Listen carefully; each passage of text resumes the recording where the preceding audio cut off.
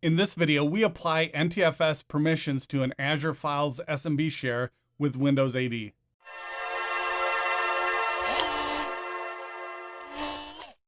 Hello everyone, I'm Travis and this is Seraltos. In a previous video, we created an Azure Files share and used an access key to mount it as a network drive.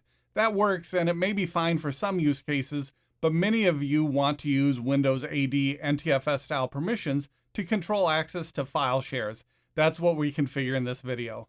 And as usual, this is just a friendly reminder to like, subscribe, and click the bell icon if you'd like to be notified of new content. That helps grow this channel and others discover this content. I say this in each video and I mean it sincerely. I appreciate the support of the subscribers and channel members. Back to it. In this video, we configure NTFS style permissions on an Azure file share, just like we would on premises with a Windows file server. And this video is for Windows AD, not intra-domain services. Before we dig in, let's review share and file permissions and how they're implemented with an Azure file share. First, we have share level permissions. When we access a file share, the Universal Naming Convention or UNC path starts with a // server name / share name.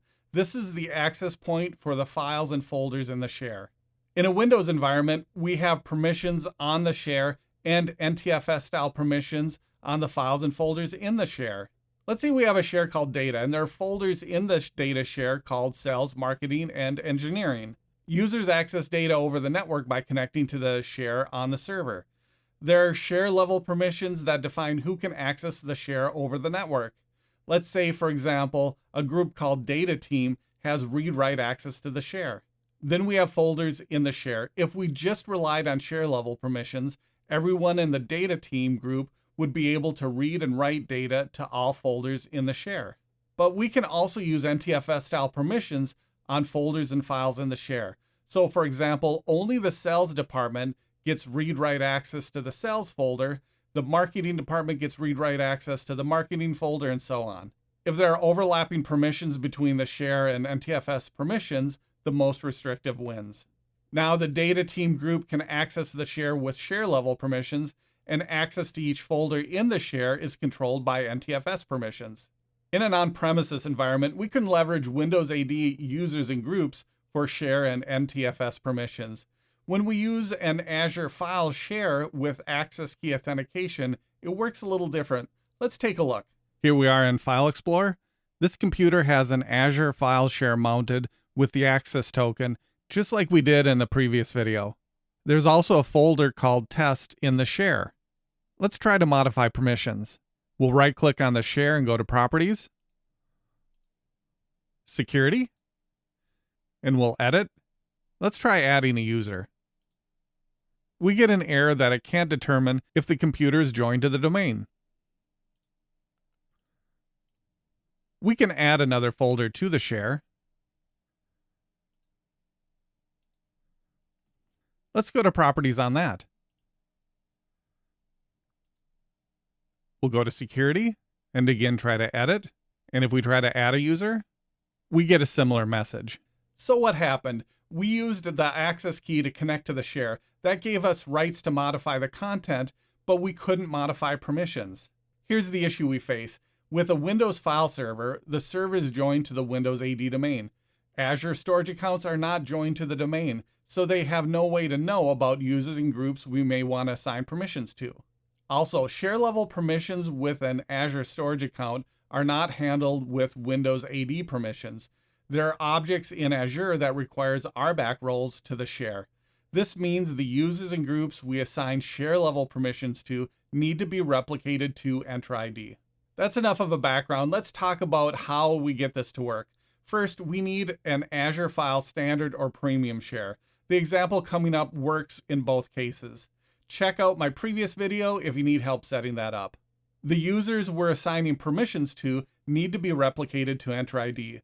We then assign them share level permissions through RBAC roles. The three roles we can assign are Storage File Data SMB Share Reader.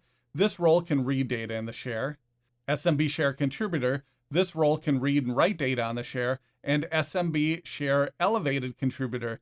This role can read, write, and modify NTFS permissions on the share. We also have to join the storage account to the domain. This requires PowerShell and the AZ Files Hybrid module. This step creates a user or computer object in Windows AD. That object is used to assign Kerberos permissions to the users and groups in the domain. Once the share is joined to the domain, we can mount it with an account that has the SMB share elevated contributor role, or with the access key from a Windows AD joined computer and assign NTFS permissions. A domain joined computer is used in the lab coming up, and the account that's logged in has rights to add computers and users to the domain. This is needed to add an object to Windows AD that represents the storage account.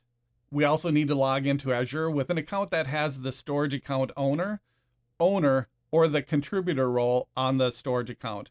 Let's go to the Azure portal to get started. Here we are at the storage account in the Azure portal. Fasten that seatbelt on your office chair and let's get started.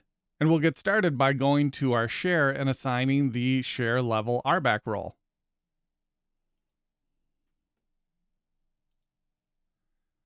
If you need any help with setting up the share, check out the link below for the previous video on how to do just that. At the share, we'll go to Access Control IAM. And let's add a role assignment. We'll search for SMB. Here are the three SMB roles: SMB Share Contributor, SMB Share Elevated Contributor, and SMB Share Reader. We'll assign our users the SMB Share Contributor role. We can also give an admin the Elevated Contributor role. With Elevated Contributor, they would be able to mount the share and manage permissions once we join the share to the domain. Alternatively, admins could mount the share with the access key to modify permissions. We'll select Contributor and go Next. And we'll give a group AVD users the contributor rights for this example.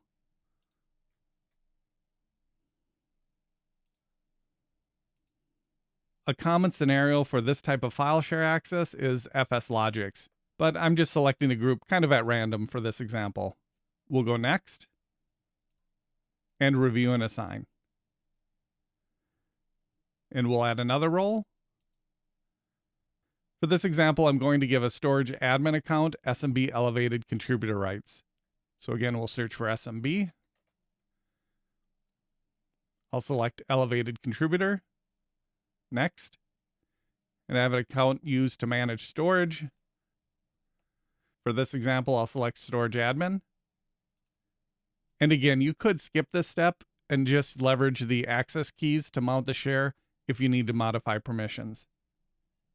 We'll go Next, Review and Assign, and there we go. That is how to set share level permissions on an Azure Storage account. Now that we have the share level permissions set, let's move on to enabling Active Directory Domain Services Authentication on the file share. To do that, we first need to download the latest version of the AZ Files Hybrid module. As always, the link to this site is below. We'll download the zip file. Let's go to the download directory, and we'll extract the AZ Files Hybrid zip file. For this example, we'll leave the extracted folder under Downloads. Next, we need to run some PowerShell commands. Make sure the computer you're running this on is domain joined and has line of sight to the domain controller. Also, the account you're running it as has rights to add computers and users to Active Directory. Before we start, make sure we're in that extracted directory.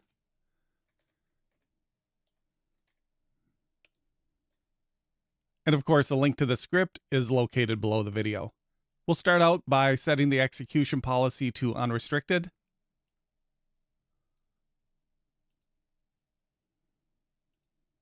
We need to set this to import the AZ Files Hybrid module. I've gotten some feedback in the past that setting the execution policy to unrestricted may have security implications. Be sure to set it back to default once we're done running these commands. Next, we'll run the copy to PS path script. This will copy our module files to the PowerShell path. Then we can import the AZ Files Hybrid module. Next, we need to connect to Azure with an account that has the storage account owner, or contributor rights.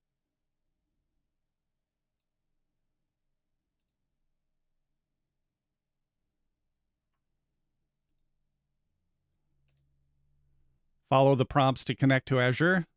Once we're connected, we need to update some variables. Fill in the information specific to your subscription and storage account. We'll start with the subscription ID. That's the subscription ID your storage account resides in. We also need the storage account resource group name and the storage account name of the storage account we're joining. Then we need to set a SAM account name. This is a legacy name used by Active Directory. It can be the same as the storage account name.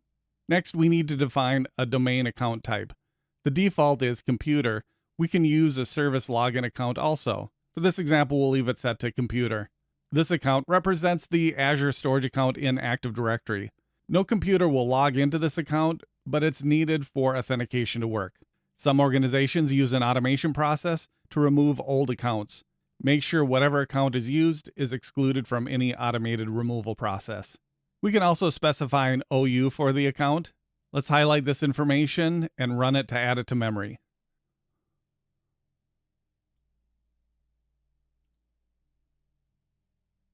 Next, we'll run the command to select our subscription. Then we can run the command that will join the Azure Storage account to our domain.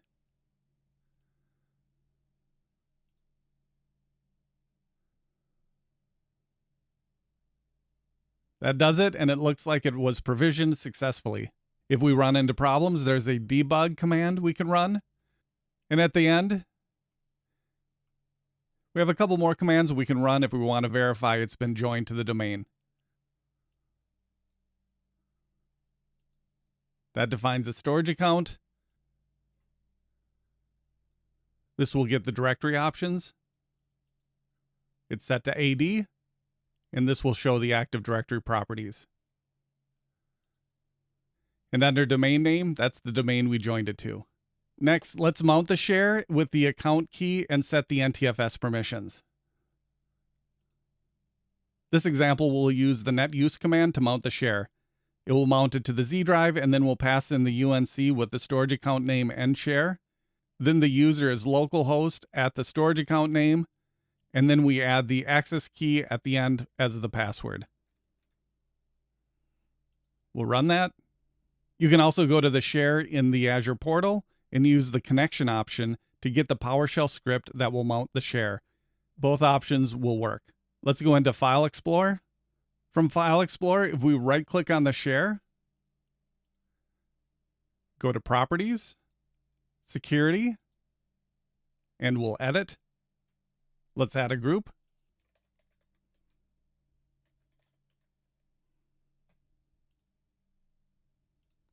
And if we hit Apply, we'll click Yes to the security warning, OK, and OK. Now we can set NTFS style permissions directly on that share. We can also set it on one of the folders in the share.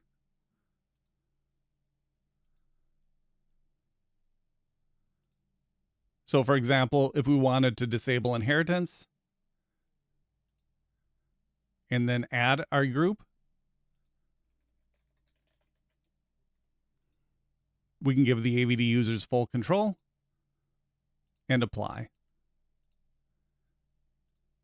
That shows that we now have the ability to set NTFS style permissions on shares, files, and folders on an Azure Storage file share.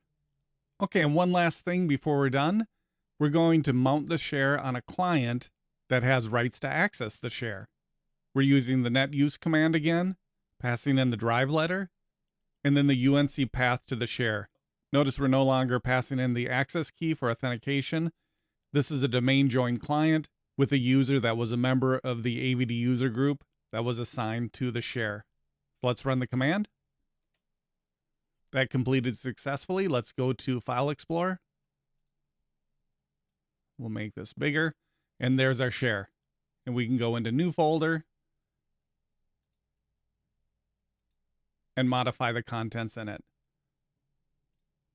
When we're done, we can use the net use delete command. That will unmount the share. That is how to join an Azure Storage account to Active Directory and modify share and NTFS level permissions. That is how to add an Azure Files Storage account to Windows Active Directory and configure share and NTFS style permissions. Don't forget to like and subscribe, and thanks for watching.